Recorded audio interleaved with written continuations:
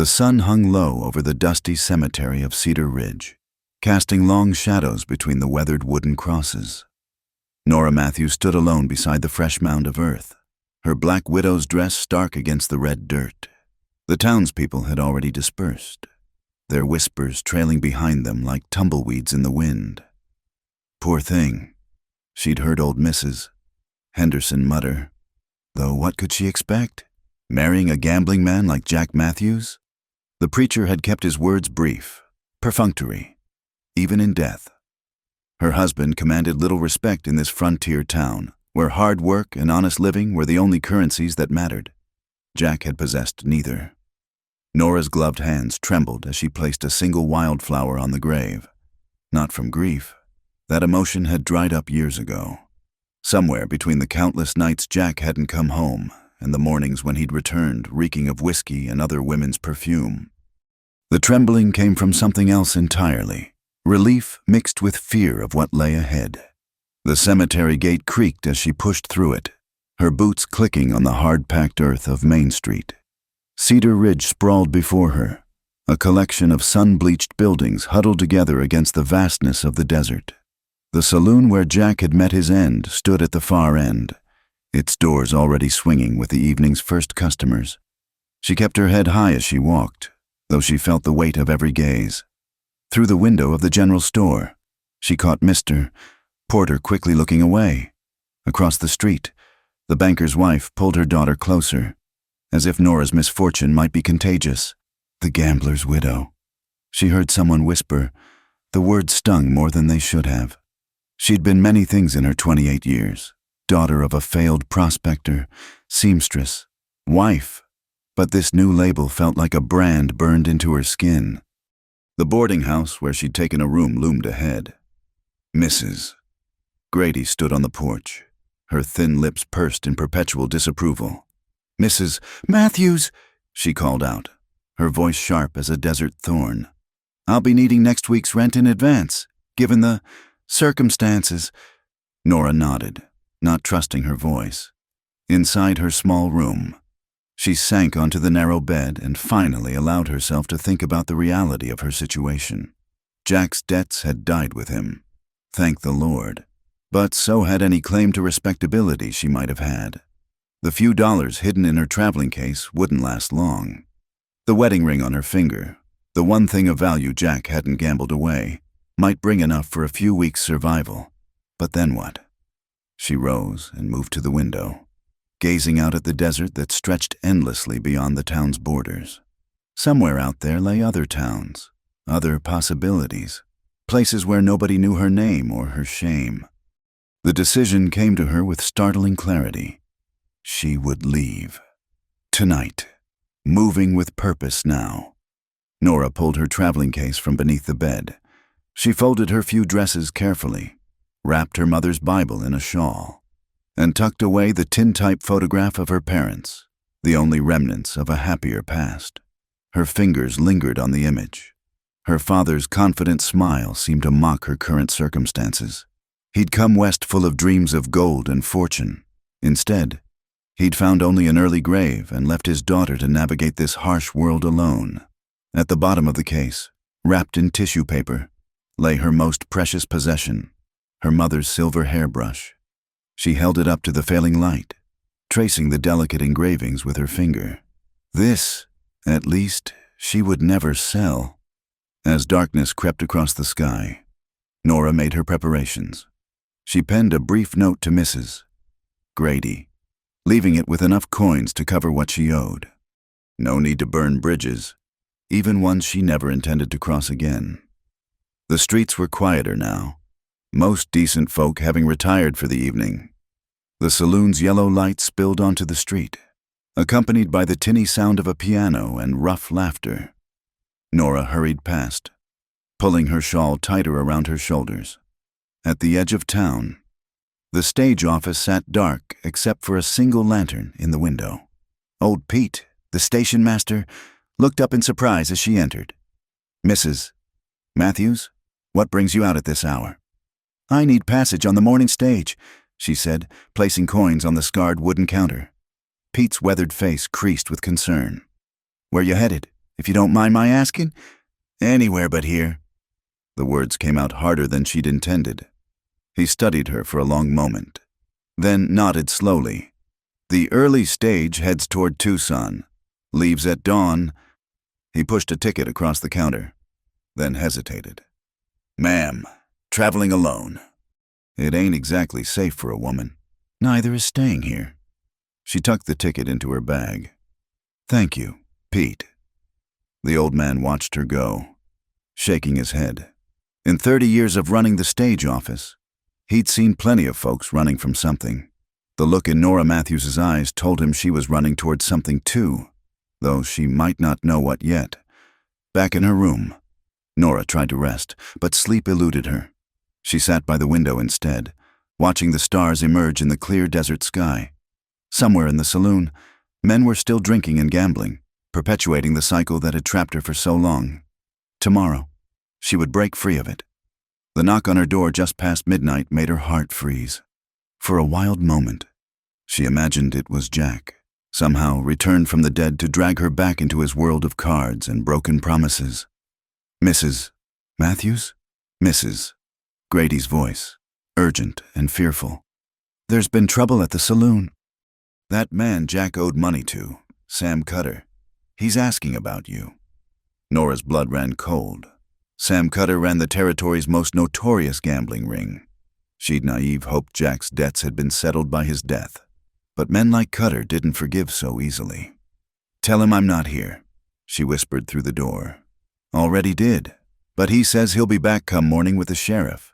Says you got something that belongs to him." Nora's mind raced. She had nothing of Jack's except bitter memories and the ring on her finger. Unless...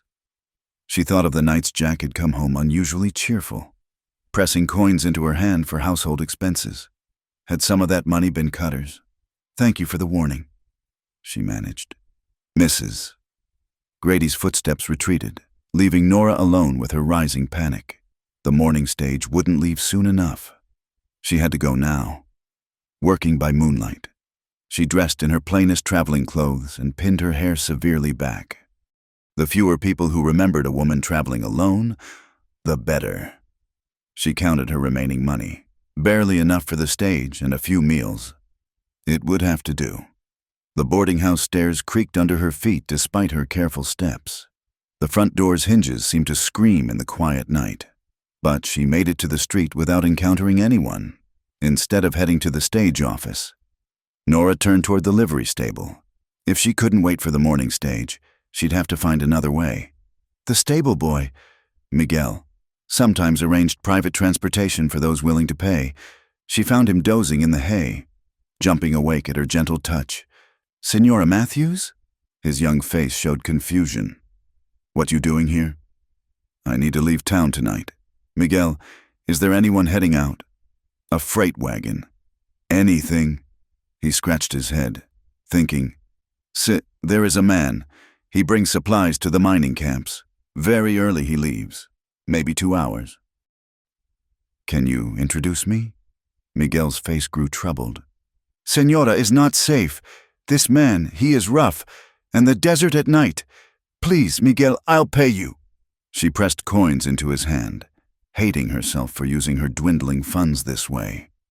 The boy led her to the back of the stable, where a covered wagon sat loaded with supplies. The driver, a grizzled man who smelled of tobacco and sweat, looked her up and down with calculating eyes. "I don't take passengers," he growled. "I'll pay double the stage fare," Nora said, lifting her chin despite her fear. "Triple, and you ride him back with the cargo." She nodded, knowing she had no choice. As money changed hands, she caught the driver's leer and suppressed a shudder. She'd dealt with worse married to Jack. At least this would be temporary. Miguel helped her climb into the wagon bed, his face creased with worry. "You be careful, Senora. The desert. She is not kind to those who don't respect her." Huddled between sacks of flour and mining equipment, Nora watched the stars through a gap in the canvas cover. In 2 hours, she'd be leaving Cedar Ridge forever, leaving behind the whispers, the shame, the title of gambler's widow that threatened to define her future as it had defined her past. The wagon lurched into motion just as the eastern sky began to lighten. Through the canvas, she caught a last glimpse of the town that had been her prison, somewhere behind those dark windows. Sam Cutter was probably planning his morning visit to collect whatever he thought she owed. He would find only an empty room and a woman's determination to forge a new path, no matter how uncertain. As Cedar Ridge disappeared into the desert haze, Nora Matthews allowed herself one moment of grief, not for Jack or the life she'd lost, but for the woman she'd been.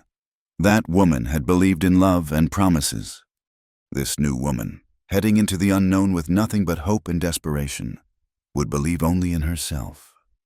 The desert stretched before them, vast and unforgiving.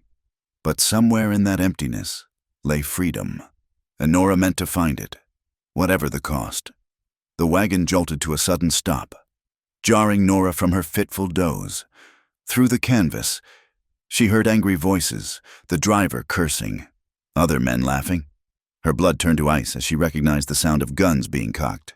Well, Tom Bradley," a rough voice drawled. "Heading out mighty early, ain't you? Just making my deliveries." The driver, Tom, replied, his voice tight with fear. "Mind if we take a look at what you're hauling?" Before Tom could answer, the canvas was ripped aside. 3 men peered in, their faces masked by bandanas. Nora pressed herself behind the flour sacks, but it was too late.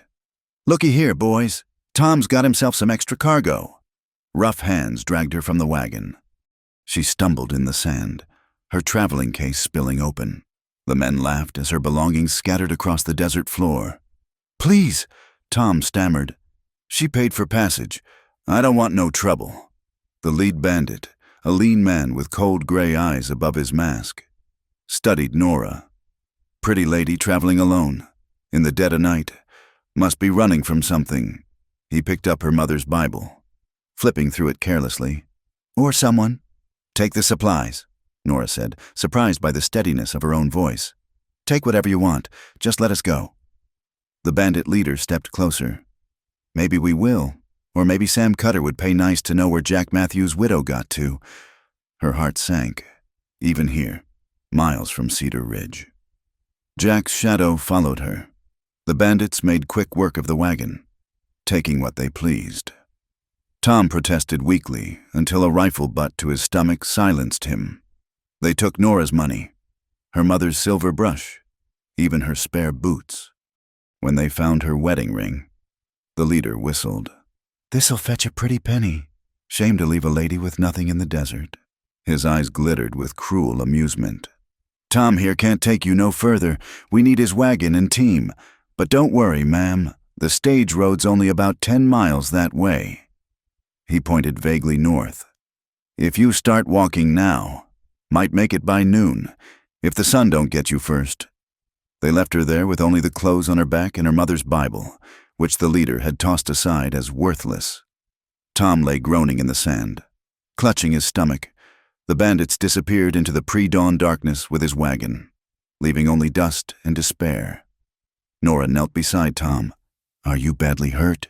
He spat blood. "I'll live, but we're in a bad way, ma'am. Them directions he gave, that ain't where the road is. He sent you walking into the deep desert." "Then which way?" Tom struggled to sit up, scanning the horizon. "East, maybe 15 miles. But ma'am, you can't make it on foot, not in this heat." "What choice do I have?" He was quiet for a moment.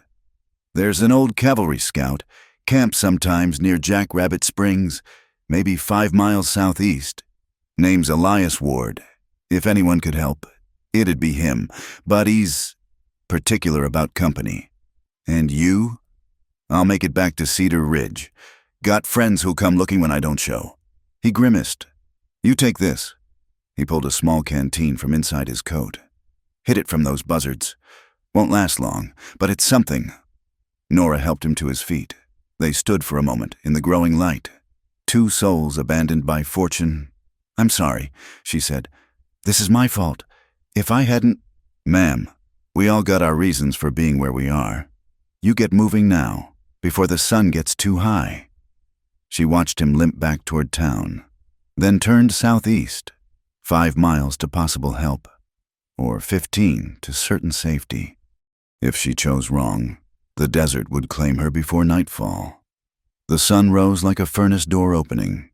Within an hour, Nora's dress was soaked with perspiration. The small canteen seemed to mock her with its inadequacy.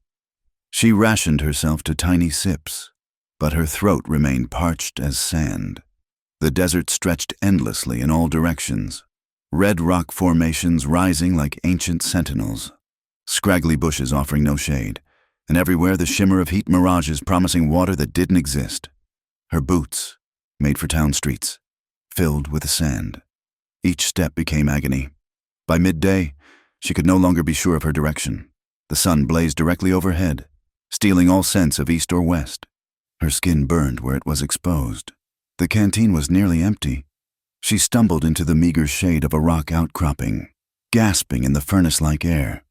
Her thoughts drifted to Cedar Ridge. By now, Sam Cutter would know she'd fled. Would he send men after her? Did it matter if the desert killed her first? Memories surfaced unbidden. Jack's charming smile when they'd first met, before the cards became his only love. The little house they'd rented, full of dreams that gambling debts slowly strangled. The nights she'd waited by the window, watching for a husband who came home less and less. "You're a fool, Nora," she whispered to herself. Traded one death for another. But even as despair threatened to overwhelm her, something stubborn within refused to yield. She'd survived Jack's neglect, society's scorn, and Cutter's threats. She wouldn't let the desert claim her without a fight. The last drops of water were gone. Her lips cracked and bleeding. She forced herself to stand.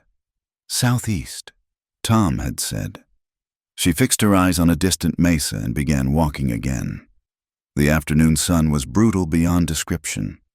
Her vision blurred. Whether from heat or tears she couldn't tell. More than once she fell, skinning her hands on sharp rocks. Each time, getting up required more effort. It was during one of these falls that she noticed the hoof prints, fresh ones, cutting across her path. Hope flared painfully in her chest. Someone had passed this way recently.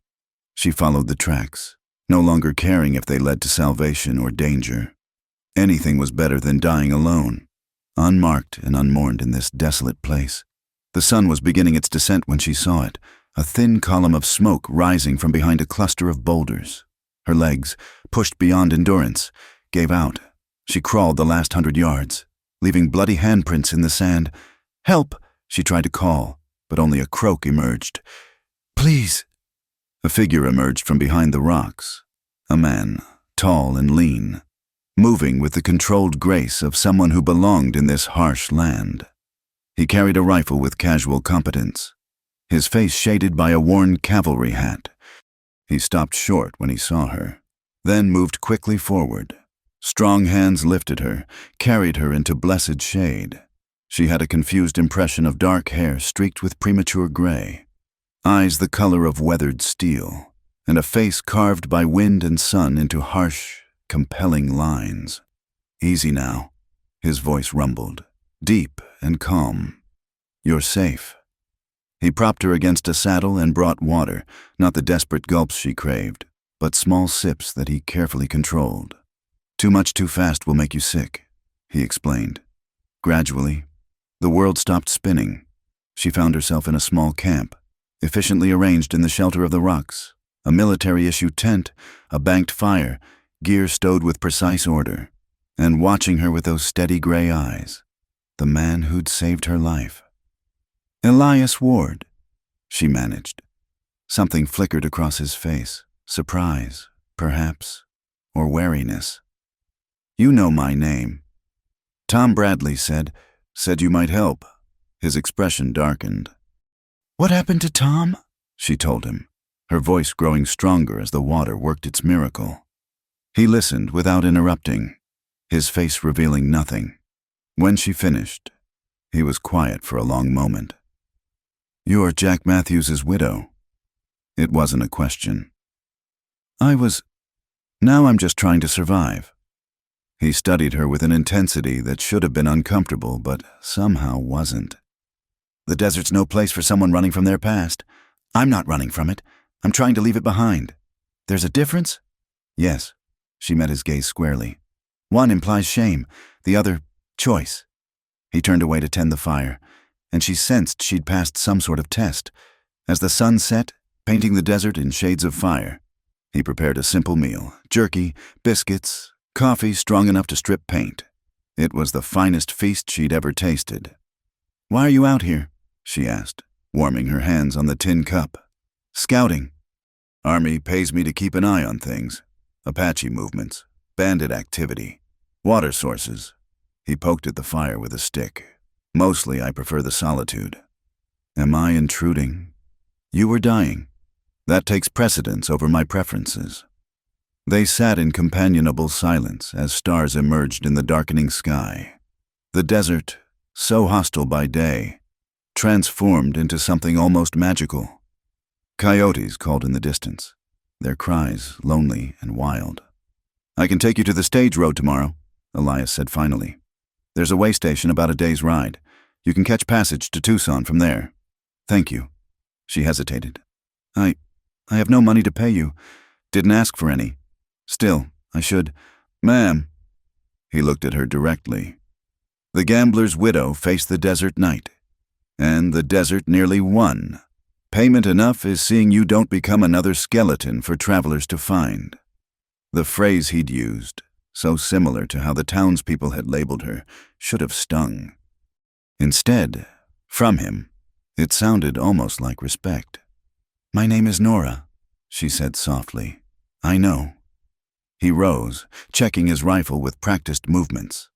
Get some rest. Nora, tomorrow's ride won't be easy. He moved off into the darkness, taking the first watch. Nora wrapped herself in the blanket he'd provided, her body aching but alive. Above her, stars wheeled in their ancient patterns, indifferent to human struggles. For the first time since Jack's death, perhaps since long before, she felt something other than fear or shame. In this harsh place, with this taciturn stranger standing guard, she felt the faintest stirring of hope. The desert had tested her and found her worthy of survival. Tomorrow would bring new challenges, but tonight she was safe. And sometimes that was enough. The fire crackled low as Nora woke to find Elias adding small branches to the flames. The pre-dawn air carried a chill that made her pull the blanket tighter. He moved with quiet efficiency, his silhouette dark against the slowly brightening sky. Coffee? He offered without turning, somehow sensing she was awake. Please. She sat up, wincing at the protests from muscles pushed beyond their limits yesterday. The tin cup he handed her was hot enough to sting her palms, but the warmth was welcome. How long have you been awake? She asked. Haven't slept. At her concerned look, he shrugged. Apache raiding party passed about 2 miles north around midnight. They weren't hunting, just moving through, but it pays to stay alert. The casual mention of danger reminded her how far she was from the relative safety of town life. Does that happen often? Often enough. He settled back against a rock, his rifle within easy reach. This territory's disputed. Mexico claims it, America claims it, and the Apache know it's theirs. Makes for interesting times. Nora studied him over her coffee cup. In the growing light, she could see him more clearly than last night. He was younger than she'd first thought, perhaps 35, but his face carried the weathered look of someone who'd lived hard years. A scar ran along his left jaw, white against sun-darkened skin. You were cavalry, she observed, noting the military precision of his camp. Was 10th Regiment out of Fort Huachuca. His tone didn't invite further questions, but she sensed a story there. They broke camp as the sun crested the horizon. Elias moved with practiced ease, every item finding its designated place in his saddlebags. He'd brought in his horse during the night, a rangy bay that regarded Nora with intelligent eyes. Can you ride? He asked. A little. You'll have to do better than that. It's a full day to the way station, and we'll need to move fast through some stretches. He helped her mount, his hands impersonal but gentle as he adjusted the stirrups. Stay close. If I raise my hand like this, he demonstrated, you stop immediately and stay quiet. Understood? She nodded. gripping the saddle horn as he swung up behind her. The intimacy of their position would have scandalized Cedar Ridge society. But here, it seemed merely practical. They rode in silence as the desert awakened around them. Lizards scurried between rocks, and a hawk circled lazily overhead. The landscape that had nearly killed her yesterday revealed a stark beauty in the morning light. Red cliffs painted gold, purple shadows pooling in ravines, clusters of yellow flowers blooming impossibly in the sand. "It's beautiful," she murmured. "Beautiful things kill out here as quick as ugly ones." Elias replied, "That pretty flower. Poisonous. Those red rocks. Full of rattlesnakes. Desert doesn't care if you appreciate its looks." Yet she noticed how his eyes constantly scanned their surroundings with something beyond mere vigilance. There was knowledge there, even affection for this unforgiving land. They stopped at midday in the shade of a massive boulder. Elias produced jerky and hardtack from his supplies, along with a canteen of water that tasted of metal and salvation. "Tell me about Jack," he said suddenly. The question surprised her. "Why?" "Man's character shows in how he treats what's his. Helps me understand what you're running from." She considered her answer. "He was charming when we met. My father had just died, left me with nothing but debts. Jack promised security, a home, a future."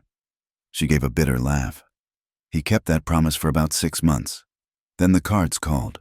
Always the cards. He'd win just often enough to believe the next hand would change everything. Lost our savings first, then started borrowing. By the end, he was gambling with money that wasn't his to lose. Sam Cutter's money." She looked at him sharply. "You know Cutter. Know of him. Runs gambling operations from here to California. Not a forgiving man." "No," she agreed quietly. "He's not." They rode on through the afternoon heat, following trails invisible to her eyes but clear to his. Once, he suddenly veered east, leading them up a rocky slope. Minutes later, she saw riders in the distance, too far to identify, but Elias watched them until they passed. "Bandits?" she asked. Maybe just travelers. Out here, best to assume the worst and be pleasantly surprised." As the sun began its descent, the landscape changed. The raw desert gave way to scrub grass and scattered juniper. In the distance, she spotted a structure, adobe walls and a corral, with smoke rising from a chimney. "Carson's way station," Elias announced. "They'll have food and a place to sleep. Stage comes through tomorrow afternoon." Relief flooded through her, followed immediately by an unexpected pang of loss. Their strange journey together was ending. As they approached the station, a man emerged, short and barrel-chested, with a greasy apron and suspicious eyes.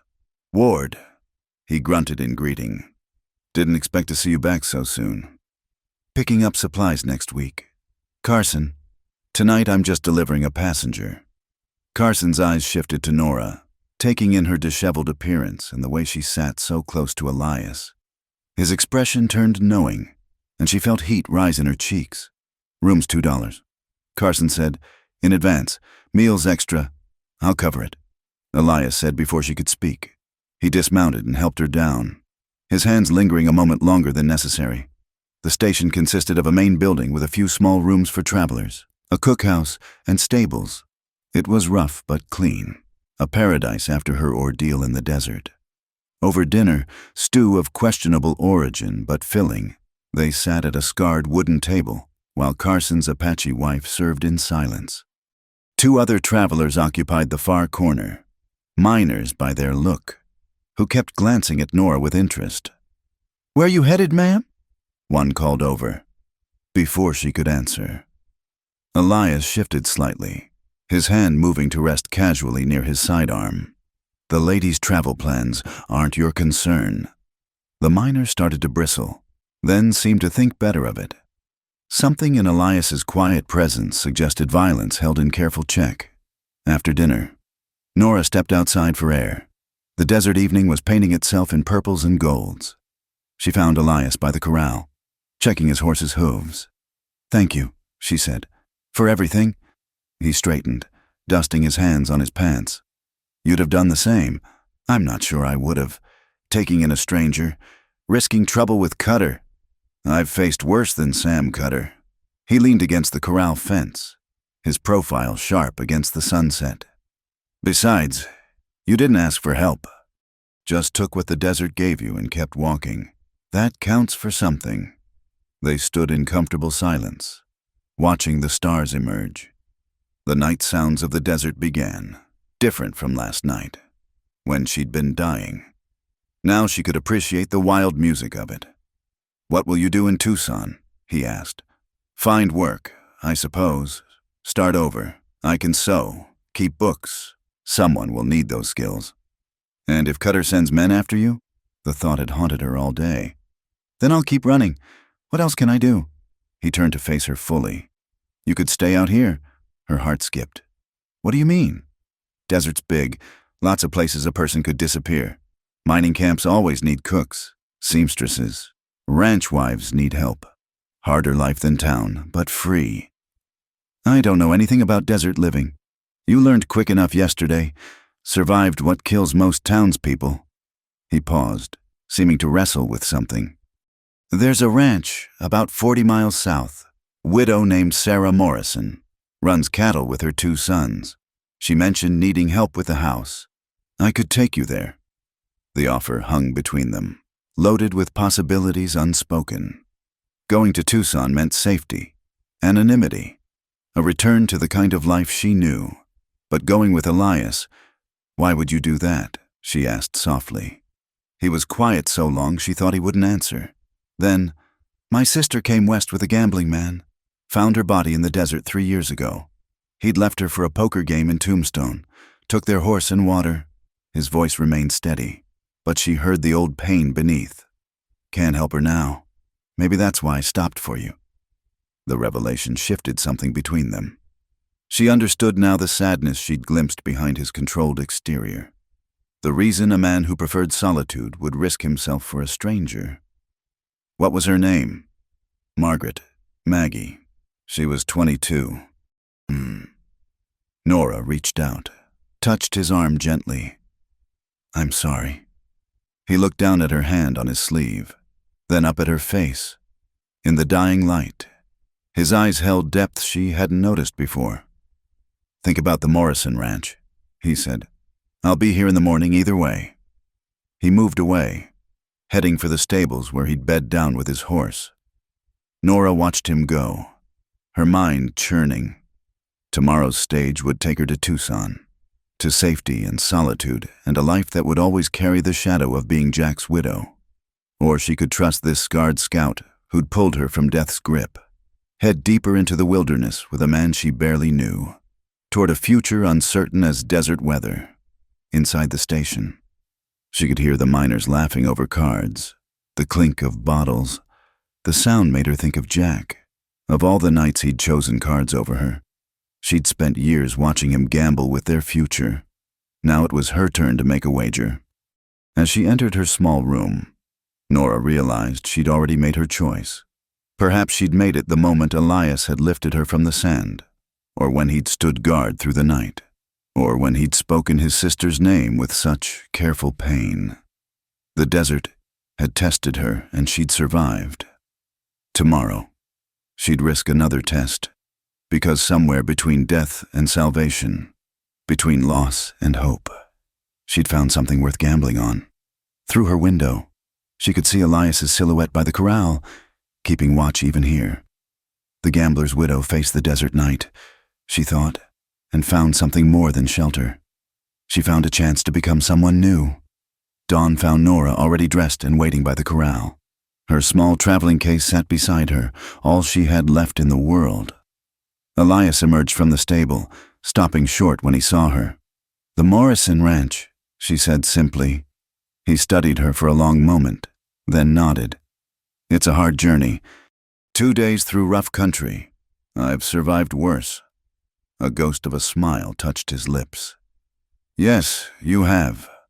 They left before the other travelers stirred, before Carson could ask questions or the morning stage could tempt her with easier choices.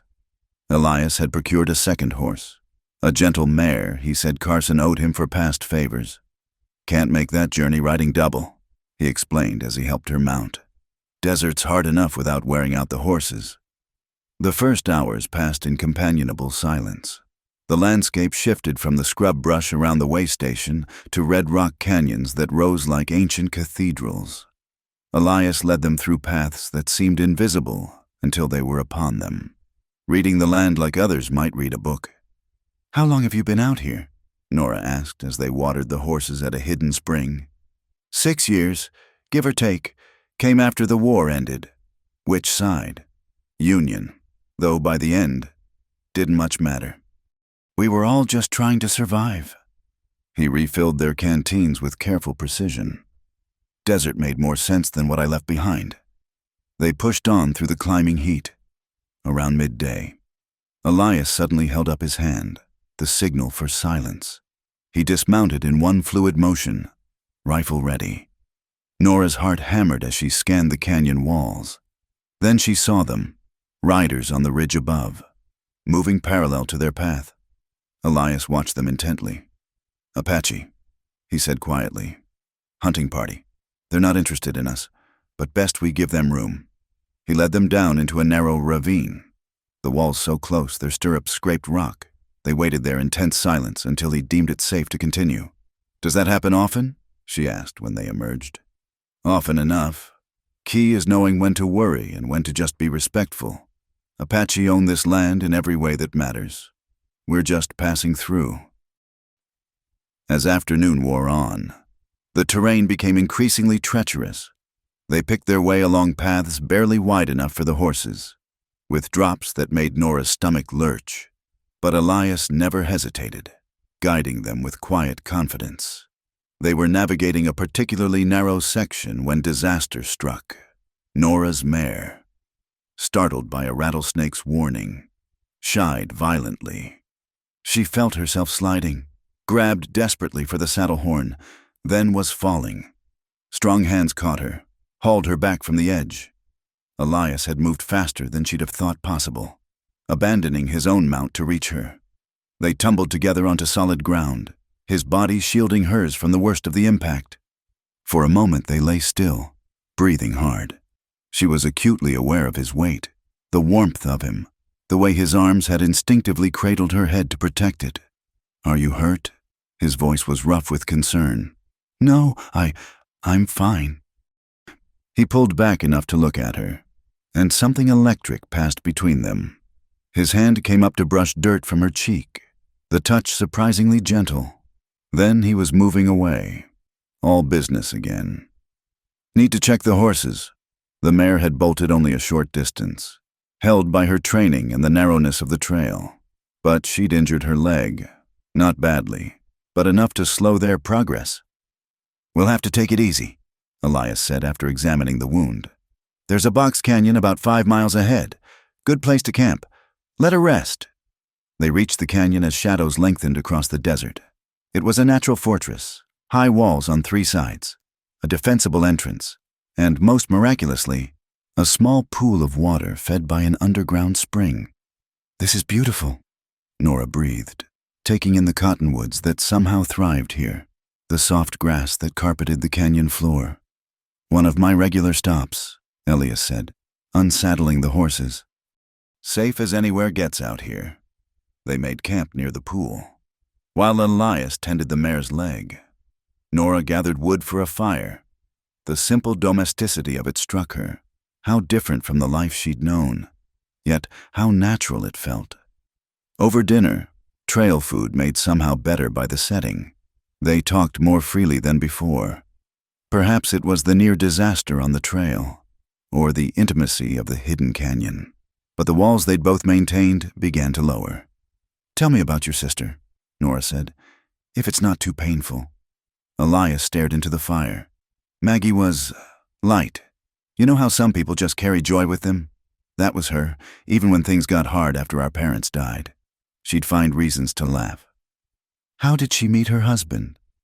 "Thomas Brennan, smooth talker from back east, full of dreams about striking gold." Maggie fell hard. "I tried to warn her, but," he shrugged, "love makes fools of the best of us." "Yes," Nora said softly, "it does." "What about you?" How'd you meet Jack? She found herself telling him things she'd never spoken aloud. How young she'd been. How Jack had seemed like salvation after her father's death. How the warning signs had been there from the start. But loneliness had made her blind. I think I knew within a month that I'd made a mistake, she admitted. But by then we were married, and I'd been raised to believe that was forever. So I stayed and watched him gamble away pieces of our life until there was nothing left. You survived it, Elias pointed out. That takes its own kind of strength. Or stubbornness. Sometimes they're the same thing. They sat in comfortable silence as the fire burned low. Above them, stars filled the narrow strip of sky between canyon walls. A coyote called in the distance, answered by another. I should thank you, Nora said eventually, for saving me today. That's twice now.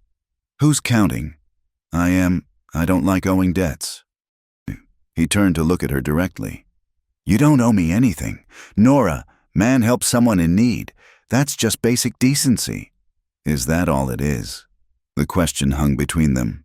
His gray eyes held hers, and she saw the struggle there. Attraction warring with caution. Desire tempered by old pain. Should be, he said finally. You're running from one kind of trouble. Don't need another. Maybe I'm not running anymore. Maybe I'm heading towards something. And what would that be? She didn't answer with words. Instead, she moved closer, drawn by something stronger than wisdom. His hand came up to cup her face, calloused thumb tracing her cheekbone with surprising tenderness. This isn't wise, he murmured. No, she agreed. It's not. But wisdom had fled with the firelight. He kissed her then, gentle at first, then with growing passion as she responded. It was nothing like Jack's careless affection. This was deliberate, intense, a claiming and a question all at once. When they broke apart, both breathing unsteadily, Elias pulled back. I'm sorry, I shouldn't have. Don't apologize. She touched his face, feeling the roughness of stubble, the warmth of skin. I'm not sorry. He caught her hand, pressed a kiss to her palm. You don't know me, Nora, not really. I've done things. We've all done things, or had things done to us. She met his troubled gaze steadily. I'm not asking for promises. Elias, I've had enough of those. I'm just asking for now. Something shifted in his expression, a wall crumbling, defenses breached. He drew her close again, and this time there was no hesitation. Under the desert stars, beside the quiet pool, they found in each other a solace neither had expected.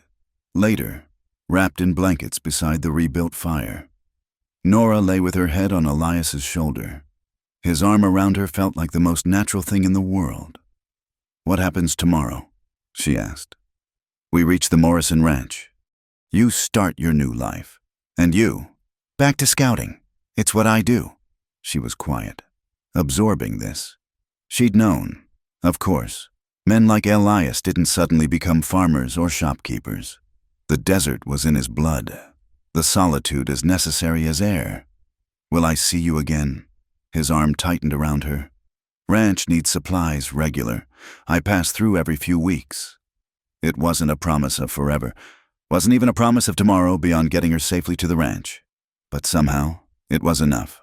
After years of broken vows and empty assurances, this simple honesty felt like a gift. Every few weeks, she repeated. If you want. I want. They lay together watching the fire die to embers, each lost in thought. The desert night wrapped around them, no longer threatening but protective, as if the land itself had accepted her at last. Tomorrow would bring the ranch. New challenges. A life she couldn't yet imagine.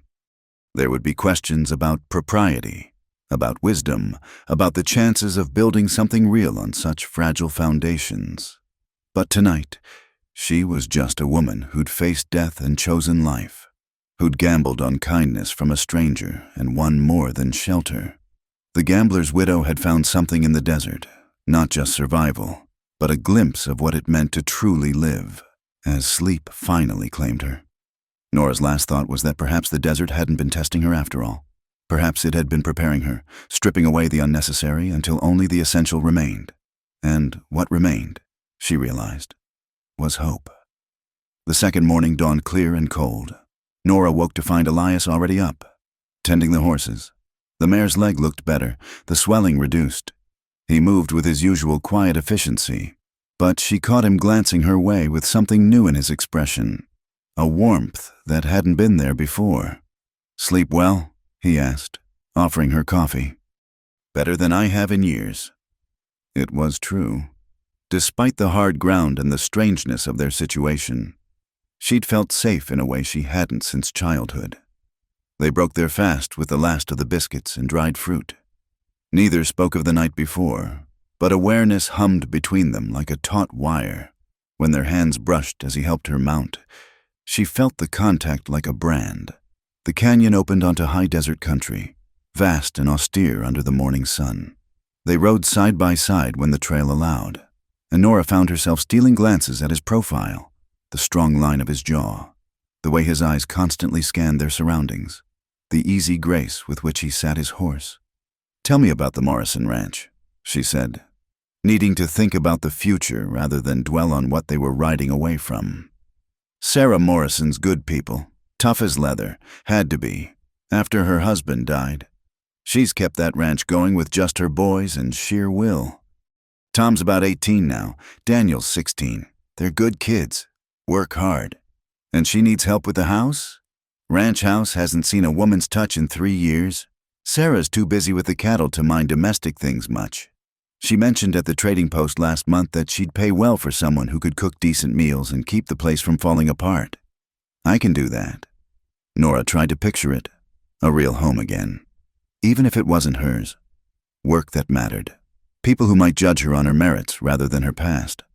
They stopped at midday by a dry stream bed dotted with palo verde trees, while the horses rested. Elias showed her how to read the landscape for water sign, the particular green of vegetation that indicated moisture below, the animal trails that converged on hidden springs. "Desert'll teach you everything you need to know if you pay attention," he said, kneeling to point out tracks in the sand. "Javelina came through here this morning. See how the prints are fresh? Edges still sharp. Means water's not far." She knelt beside him, genuinely interested. "How do you know it was this morning?" "Wind last night would have softened older tracks. Plus, Javelina move at dawn and dusk mostly. Too hot midday. You love it out here." It wasn't a question. He glanced at her, seeming surprised by her perception. "It's honest. Desert doesn't lie or pretend. You respect it. It might let you live. You don't?" He shrugged. "It kills you. Or teaches you. Sometimes they're almost the same thing."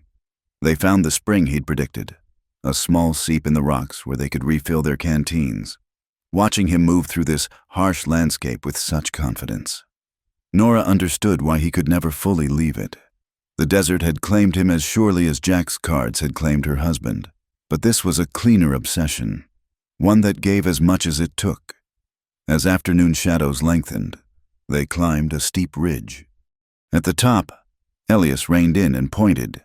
There. Below them spread a valley, startlingly green compared to the surrounding desert. A creek wound through it, lined with cottonwoods. Buildings clustered near the water. Adobe house, barn, corrals. Cattle dotted the grassland, and she could see riders moving among them.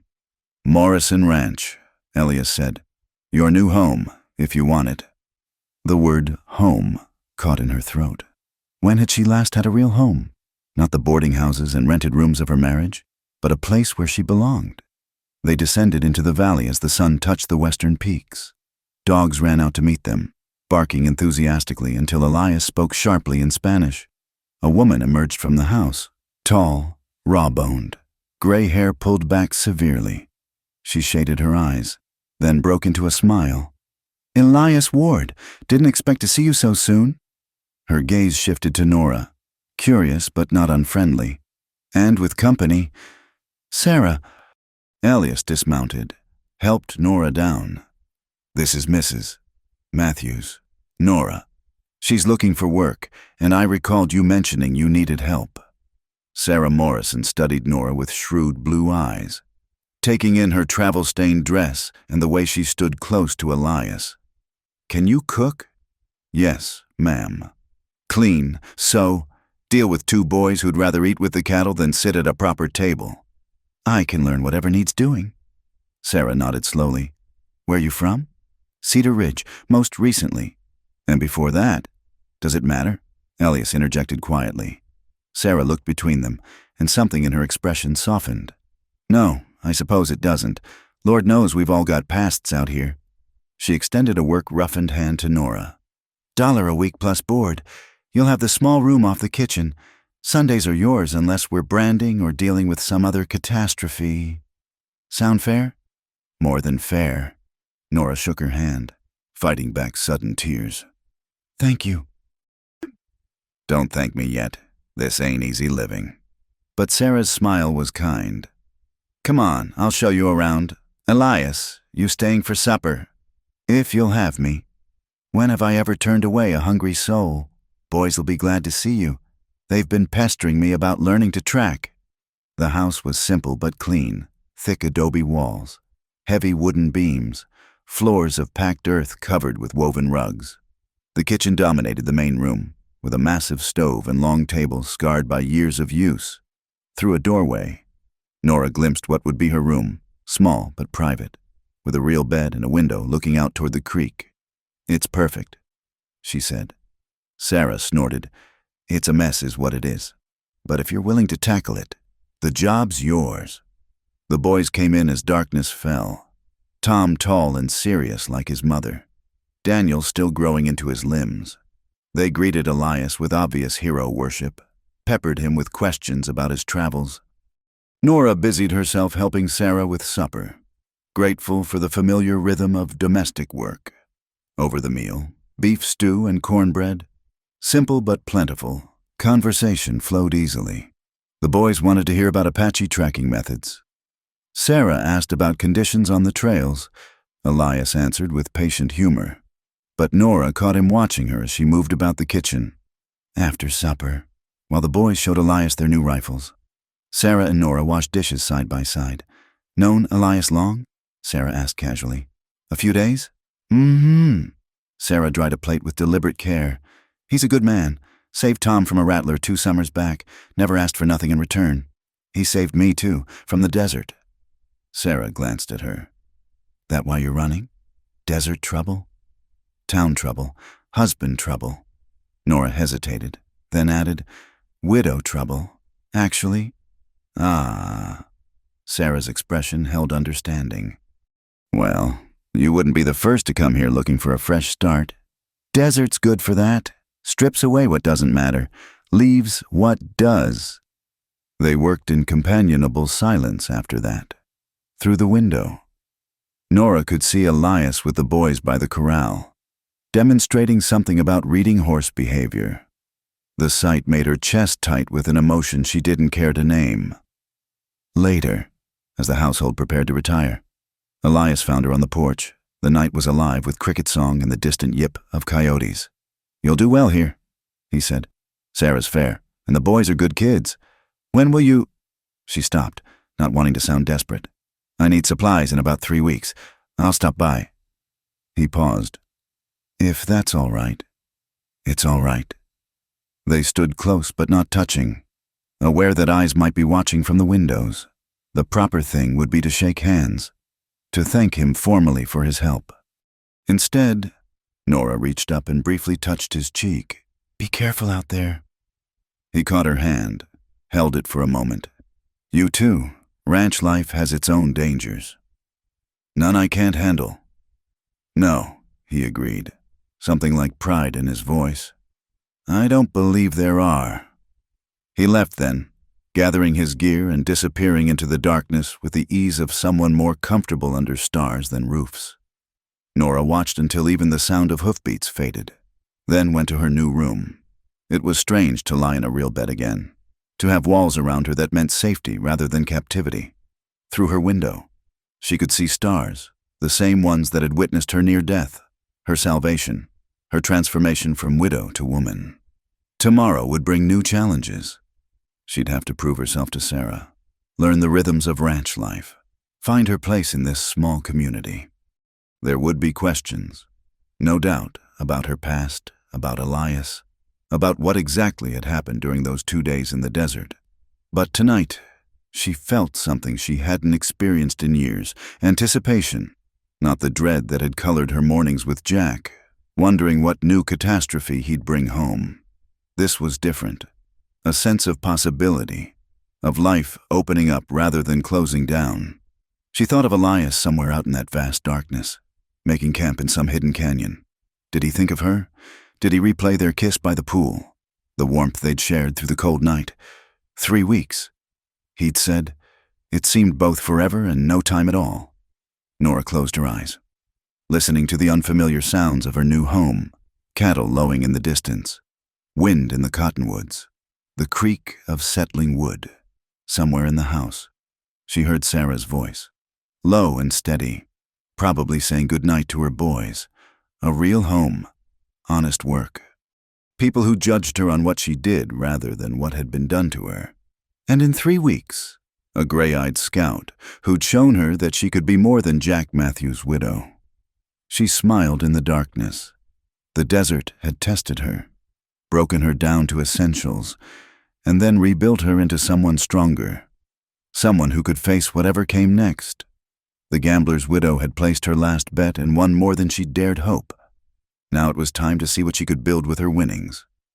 3 weeks passed in a blur of hard work and adjustment. Nora threw herself into ranch life with desperate energy, rising before dawn to start bread, staying up late mending clothes by lamplight.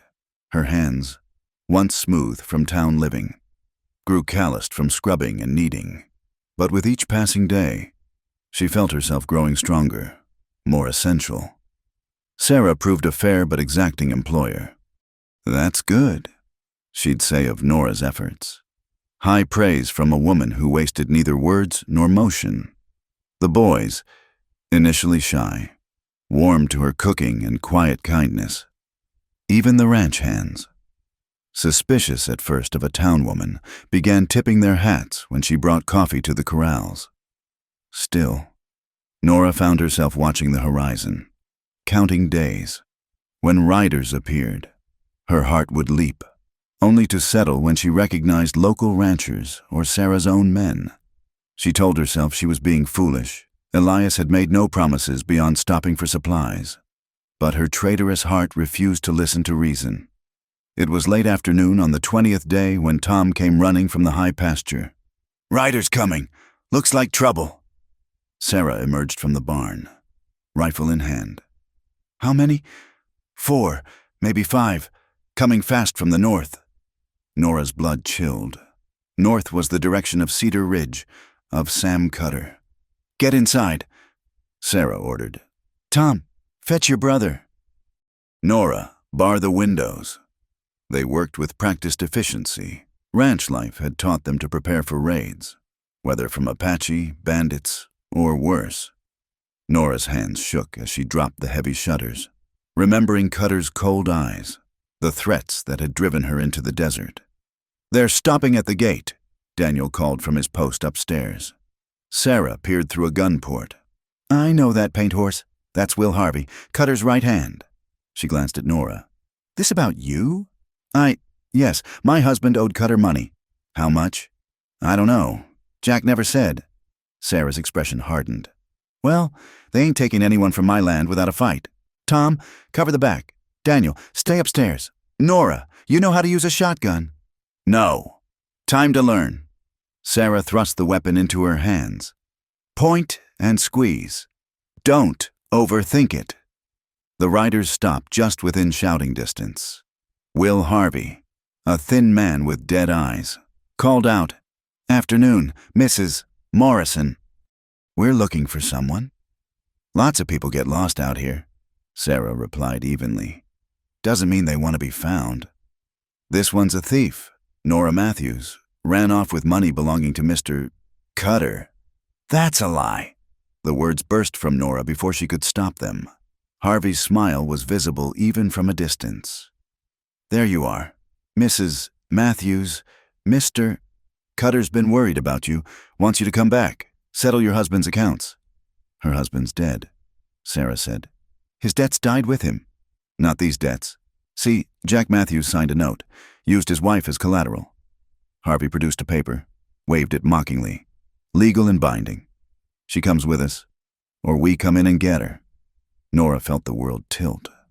Jack had gambled with her life. Quite literally, even from beyond the grave. He was destroying her. That paper's not worth spit out here, Sarah said. But Nora heard the uncertainty. Ranch folk might live by their own code, but they respected legal claims. Maybe not, but Mr. Cutter's got friends, influential friends. Be a shame if the Morrison Ranch suddenly had trouble getting cattle to market, or if the sheriff started investigating that missing stockman from last year. The threat hung in the air. Sarah's knuckles whitened on her rifle. You've got some stones, threatening me on my own land. Not threatening, just explaining consequences. Harvey's voice turned oily. Give us the woman, and we ride away peaceful. Otherwise— A rifle shot cracked across the valley. Harvey's hat flew off his head, and his horse danced nervously. The riders reached for weapons, then froze as they realized they were covered from multiple angles. Elias Ward rode out from behind the barn, rifle still smoking. Behind him came 3 other men, hard-faced scouts Nora didn't recognize, but who moved with the same deadly grace. Afternoon. Harvey, Elias said pleasantly. Having trouble hearing, the lady said you're not welcome. Harvey's face flushed dark. Ward, should have known you'd stick your nose in. This ain't your business. Made it my business when you threatened friends of mine. Elias rode closer, his companions spreading out to flank Cutter's men. Now, about that paper. Hand it over. Like hell. See, that's your problem. Harvey, you think that scrap means something out here, but we both know the only law that matters is what a man's willing to enforce. Elias's voice dropped, soft and dangerous. And right now, you're outgunned 5-4. Your move. The tension stretched taut. Nora held her breath, the shotgun heavy in her hands.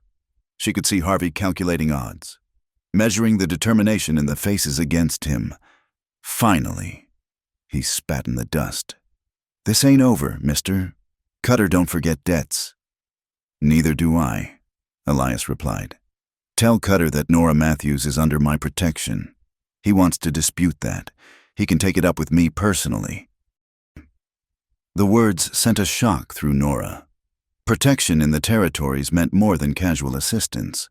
It was a declaration, a line drawn in sand. Harvey's eyes narrowed. You claiming her? I'm claiming she's free to make her own choices without some piece of paper saying otherwise. You got a problem with that?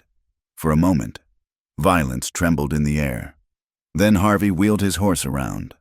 We'll be back, he snarled. With more men. Looking forward to it, Elias said mildly. Cutter's men rode off in a cloud of dust and curses. Only when they disappeared over the ridge did Elias lower his rifle. Sarah emerged from the house, her own weapon still ready. Good timing, Ward. Saw their dust from Skeleton Ridge. Figured it might be trouble. He dismounted, his eyes finding Nora. You all right? She nodded, not trusting her voice. The relief of seeing him, the shock of what had just happened, the implications of his declaration. It was too much to process. These friends of yours? Sarah asked, indicating the other scouts. Jim Tate, Luke Winters, Ben Morales. They were heading to Fort Grant when we crossed paths. Thought they might enjoy a detour. The men touched their hats politely, but their eyes remained watchful. These were Elias's kind, men who lived on the edges, comfortable with violence when necessary. You're all welcome to supper, Sarah said. Least we can do. As the men saw to their horses, Elias approached Nora. She'd set down the shotgun, her hands trembling with delayed reaction. I'm sorry, she said. I brought this to their door. I should leave. No. His voice was firm. You run now. They'll hunt you down. Only way to deal with men like Cutter is to make the cost too high. But what you said about protection. I meant it. He met her gaze steadily. Unless you'd rather I hadn't. She thought of the 3 weeks she'd spent watching for him, the way her heart had lifted at his appearance, The certainty she'd felt even facing down guns. "No, I'm glad you did." Something eased in his expression. "Harvey'll be back, probably with a dozen men, but that'll take time. Cutter's gotta gather them, convince them it's worth the risk. Gives us options." "What kind of options?" "The kind we should discuss after supper." He touched her arm gently. "You did good, standing firm. Not everyone would have." Over the meal, plans took shape. The scouts would stay a few days, help fortify the ranch. Word would go out to neighboring spreads, ranchers stuck together against outside threats. And Elias would send a message to Fort Grant, reminding certain officers about Cutter's less legal activities. "Might not stop him," Elias admitted, "but it'll make him think twice." As the evening wore on, Nora found herself watching him across the table.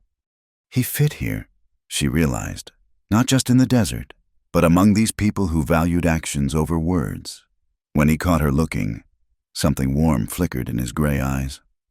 Later, while the others planned defenses, he drew her aside to the porch. Full dark had fallen, stars brilliant in the clear sky. "I was coming anyway," he said quietly, "even without the trouble. Couldn't stay away 3 weeks." Her heart stuttered. "Elias, I know we said no promises, but these past weeks, all I could think about was you here, building a life. Made me wonder if maybe—" He stopped, struggling with words. "I'm not good at this. Been alone too long?" She touched his hand where it rested on the porch rail. "You're doing fine." He turned his palm up, interlaced their fingers. "What I said to Harvey, about protection, that's not just about Cutter. It's, if you'll have me, I'd like to court you proper, or as proper as anything gets out here. And your scouting, still need to do that. It's who I am, but maybe having somewhere to come back to. Someone to come back to." He squeezed her hand. Would that be enough? Nora thought of the 3 weeks without him, how the ranch had felt like home but incomplete, how seeing him ride in had made everything click into place. "It would be more than enough," she said. He lifted her hand, pressed a kiss to her knuckles. "There'll be talk, the gambler's widow and the scout, not exactly respectable. When has respectability ever brought either of us happiness?" "Fair point." His smile was crooked, endearing. "So we do this? Face down Cutter, build something together?" "Together," she agreed. From inside came laughter, Daniel attempting to learn card tricks from one of the scouts. Normal sounds of life carrying on despite threats and uncertainty. That was the frontier way. You faced what came and kept living.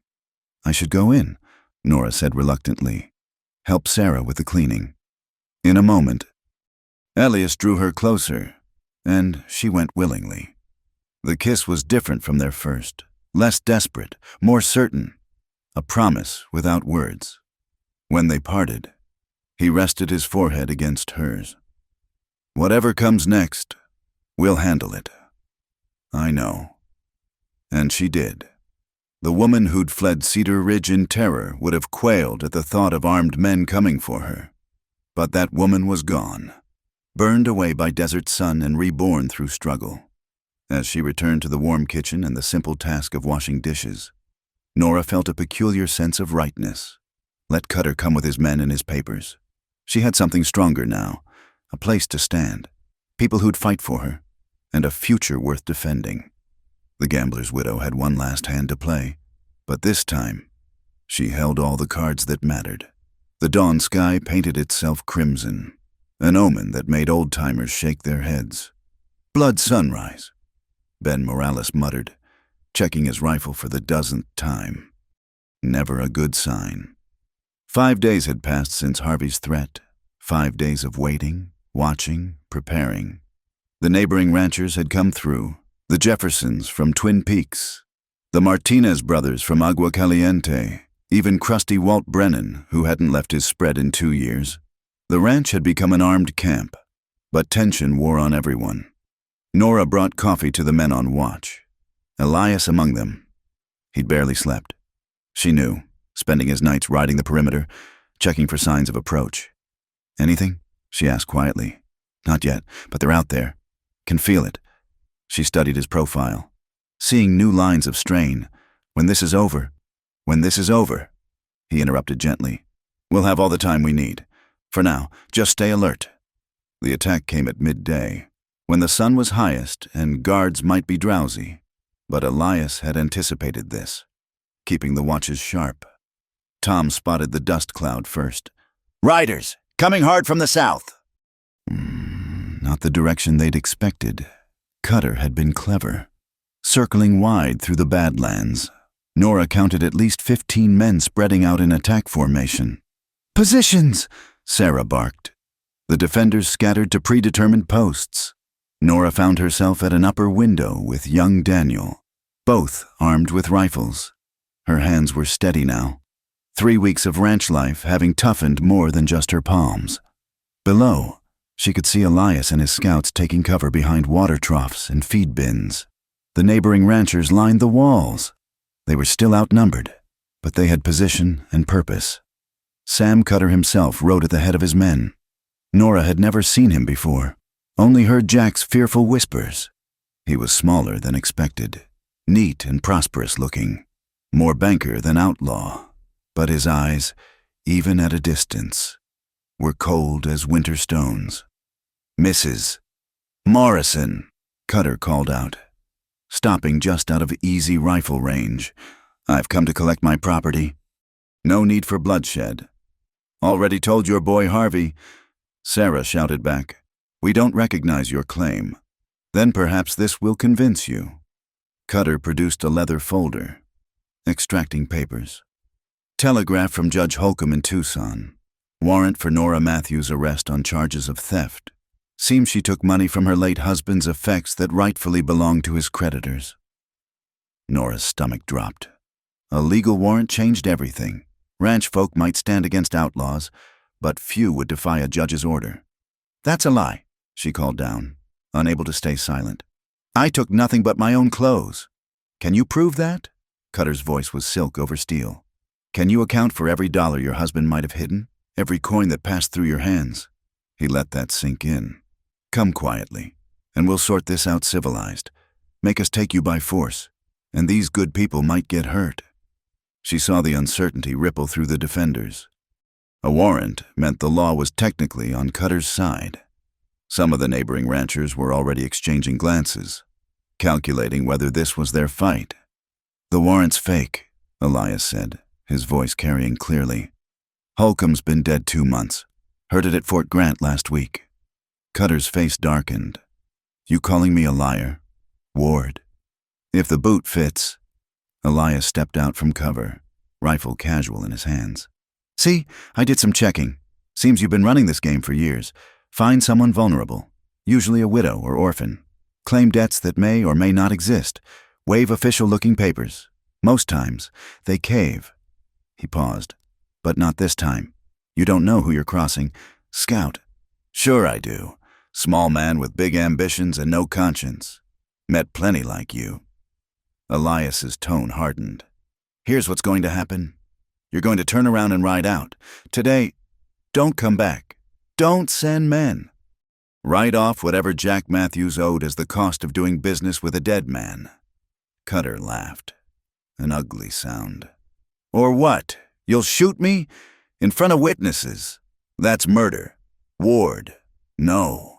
Elias smiled. And it was terrible to see. I'll do worse. I'll make sure every rancher, every merchant, every honest soul from here to California knows exactly what you are. How you prey on the grieving. How you forge documents. How you threatened a woman whose only crime was surviving her husband. His voice dropped. You'll be finished. No one will deal with you. No one will trust you. You'll be just another desert rat scraping for existence. The silence stretched taut. Nora could see Cutter's men shifting nervously. They'd signed on for easy money. Not a prolonged fight with uncertain outcome. You've got some stones, Cutter said finally. But stones won't stop bullets. Boys! The world exploded into gunfire. Nora dropped flat, pulling Daniel down as windows shattered above them. The sharp crack of rifles mixed with the deeper boom of shotguns. Smoke and dust filled the air. Stay down, she told Daniel, then rose enough to sight through the window. Below was chaos. Men firing, running, falling. She spotted one of Cutter's men trying to flank Elias and fired without thinking. The man spun and dropped. "Good shot!" Daniel yelled, then fired his own rifle. The battle raged for what felt like hours, but was probably minutes. The defender's superior position told. Cutter's men had to cross open ground while taking fire from multiple angles. But they had numbers, and some were finding cover, returning effective fire. Nora saw Jim Tate go down, clutching his shoulder. One of the Martinez brothers was firing despite blood streaming down his face. Sarah Morrison stood in the doorway like an avenging angel, dropping riders with mechanical precision. Then she saw him, Cutter himself, using the chaos to work his way along the corral fence.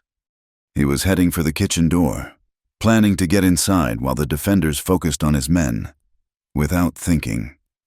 Nora left her post and ran downstairs. She reached the kitchen just as Cutter kicked open the door. He saw her and smiled, a reptilian expression. Well, saving me the trouble of finding you." He advanced, drawing a hidden pistol. "Should have taken my first offer, girl." "Stay back." Nora raised her rifle, but he was too close, too fast. He knocked it aside, grabbed her wrist. "You've cost me considerable trouble," he hissed, pressing the pistol under her chin. "Time to pay." The shot was deafening in the enclosed space. Cutter's eyes widened in shock. Then he crumpled. Behind him stood Tom Morrison, his young face pale but determined. Smoke rising from his rifle. "Nobody threatens folks under our roof," Tom said shakily. Nora stared at Cutter's still form, then at the boy who'd saved her. "Tom, best get back to shooting," he said. "This ain't over." But it nearly was, seeing their leader fall. Cutter's remaining men lost heart. Some threw down weapons and raised hands. Others fled into the desert. Within minutes, the attack had become a rout. Elias found her in the kitchen, still standing over Cutter's body. Without words, he pulled her into his arms, and she let herself shake against his solid warmth. "It's done," he murmured. "You're safe." "Tom, he saved me." "I know. Saw him running. Good kid." He pulled back to examine her. "You hurt?" "No, She took a breath. "I'm all right." They emerged to find the aftermath. Wounded being tended. Prisoners secured. The yard littered with the debris of battle. 3 of Cutter's men were dead, including their leader. Several more were wounded. Of the defenders. Injuries but no deaths, though Jim Tate would need a doctor's care.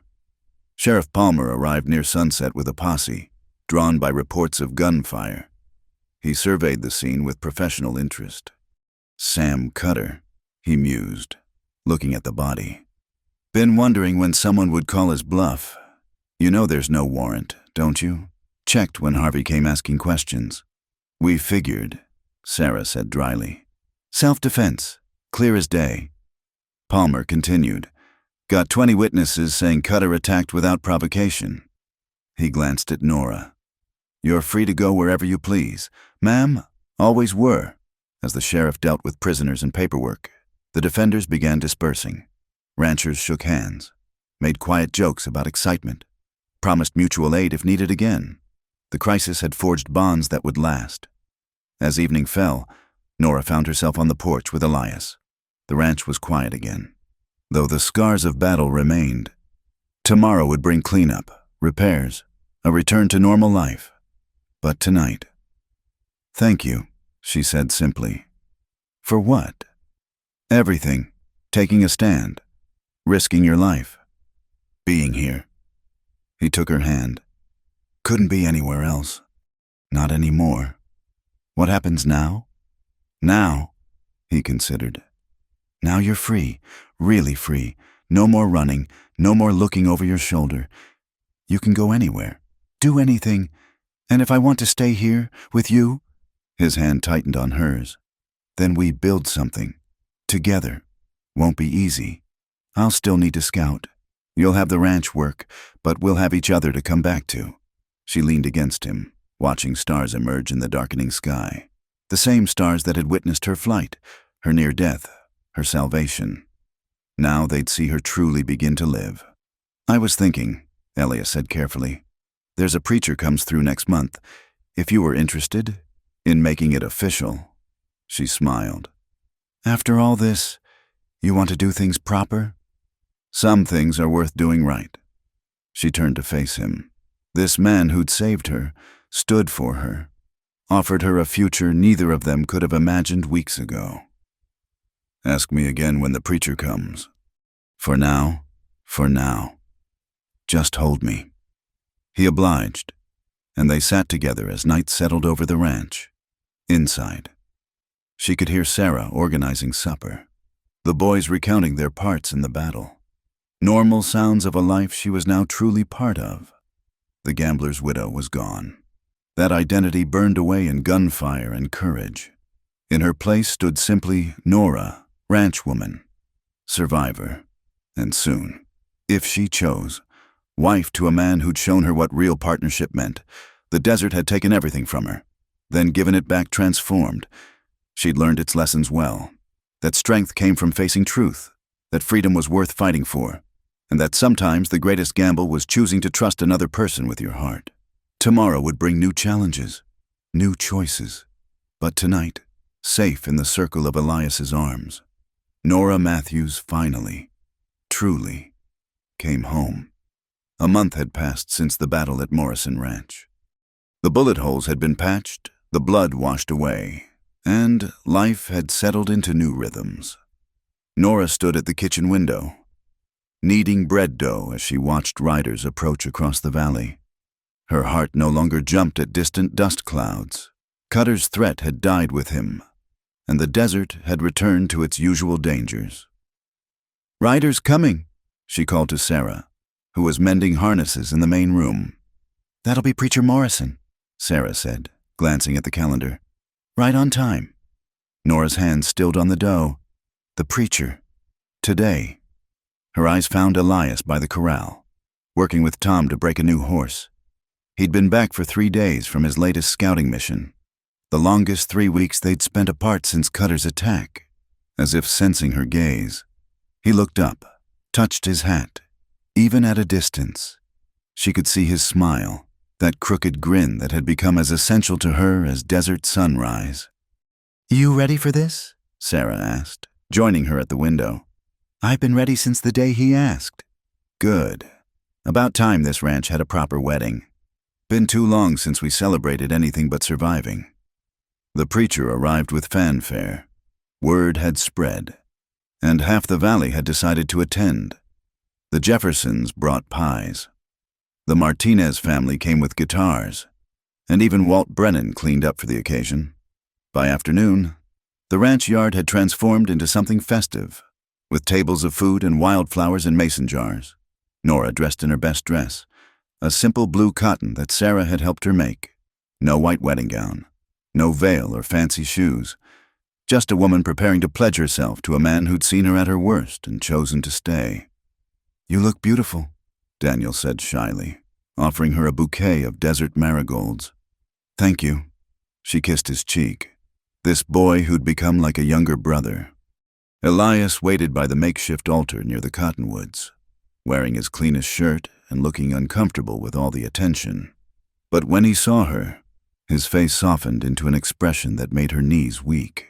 Preacher Morrison, no relation to Sarah, despite the name, was a thin man with kind eyes who'd married half the territory. He smiled as Nora approached. "Dearly beloved," he began, "we gather here in the sight of God in this community to join Elias Ward and Nora Matthews in matrimony." The words washed over her like benediction. No talk of her past, no mention of the gambler's widow, just Nora, choosing her future with clear eyes and full heart. "Marriage in this territory ain't easy," the preacher continued. "Takes courage, faith, and pure stubbornness sometimes. But looking at these two, I see folks who've already been tested by fire and come through stronger." Elias took her hands, his calluses rough against her work-worn palms. Neither of them had smooth hands anymore. The desert had marked them both. "Elias, do you take this woman to be your lawfully wedded wife? To have and hold, in plenty and in want, in sickness and health, in danger and in safety, so long as you both shall live. I do. His voice was steady, certain. Nora, do you take this man to be your lawfully wedded husband? To have and hold, in plenty and in want, in sickness and health, whether he's here or scouting distant ridges, so long as you both shall live? A ripple of laughter at the addition. Trust Preacher Morrison to know their situation. I do. The rings? Tom stepped forward with 2 simple gold bands. Elias had traded 3 months of scouting reports for them at Fort Grant. Nothing fancy, but they gleamed with promise. These rings are circles, having no end. The preacher intoned. Like the desert that surrounds us, they represent eternity.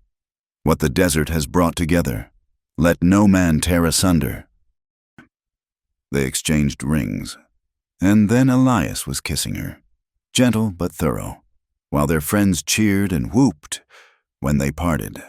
Nora saw tears in his gray eyes that matched her own. Ladies and gentlemen, Preacher Morrison announced, I present Mr. and Mrs. Elias Ward. The celebration lasted until stars filled the sky. There was dancing to the Martinez guitars, stories told around the fire, toasts raised with Sarah's carefully hoarded whiskey. Even Elias was coaxed into a dance, moving with surprising grace for a man more comfortable on horseback than a dance floor. Happy? He murmured as they swayed together. Beyond words. Good, because I have something to tell you. He spun her gently. Been talking to the Army. They want to establish a new way station, about 10 miles south. Need someone to run it, provide supplies and information to patrols. Elias. It comes with a cabin, good water, grazing land. I could still scout, but shorter ranges. And you'd have a real home, not just a room off someone else's kitchen. She stared at him. You'd do that? Give up the deep desert? Not giving up anything, just adding something worth coming home to. He pulled her closer. What do you say? Mrs. Ward, ready for another adventure? With you? Always. As the party wound down, they slipped away to the small cabin Sarah had prepared for them. Privacy for their wedding night. A gift from the woman who'd given Nora shelter when she needed it most. Inside, by lamplight, they came together as husband and wife. All the careful distances they'd maintained, all the propriety they'd observed, fell away. In their place was truth, 2 souls who'd found each other across impossible odds. Later, wrapped in quilts and each other, they talked of the future. The way station would be hard work, building from nothing, but they'd have help. The community that had fought for them would help them establish their new life. And in time, maybe, there would be children to fill the cabin with laughter. No regrets? Elias asked, tracing patterns on her bare shoulder. Only one. He tensed. What? That Jack didn't live to see this, to know that his gambling me away led to my finding you. She turned in his arms. Is that terrible? No, it's honest. We're all shaped by what we survive. Dawn came too soon, painting the desert in shades of gold and possibility. They rose together, dressed together, emerged to find Sarah already making breakfast and the ranch hands pretending they hadn't placed bets on when the newlyweds would appear. Congratulations, Sarah said simply, but her smile was warm. You've earned this happiness, both of you. As they sat at the familiar table, now as husband and wife, Nora reflected on the journey that had brought her here, from the cemetery in Cedar Ridge to the desert that nearly killed her. From rescue to refuge to love. The gambler's widow had faced the desert night and emerged transformed. What are you thinking? Elias asked, catching her distant expression. About circles, she said. How the preacher talked about rings having no end, but also how they complete something, close something. She touched her wedding band. I feel finished, not ended, but complete. Does that make sense? Perfect sense. He covered her hand with his. The desert brought us together. Now we get to write the rest. Outside, the morning sun climbed higher, warming the red rocks and endless sky. Somewhere out there was their future, a way station to build, a life to create, challenges to face together. But for now, in this moment, surrounded by chosen family in a place that had become home. Nora Ward knew peace. The gambler's debts were paid. The widow's mourning ended. What remained was a woman who'd gambled everything on hope and won more than shelter. She'd won love, belonging, and the promise of all the mornings yet to come. The desert had tested her, broken her, and remade her. Now it stretched before them both, not as threat, but as possibility. And together, they would make it home. Thank you for listening to this story from the Wild West. Where are you enjoying this tale? Please share your location in the comments so we can connect with listeners around the world. Don't forget to subscribe to From Wild West channel and share your thoughts about Nora and Elias's journey. Your comments and stories inspire us to bring you more tales from the American frontier.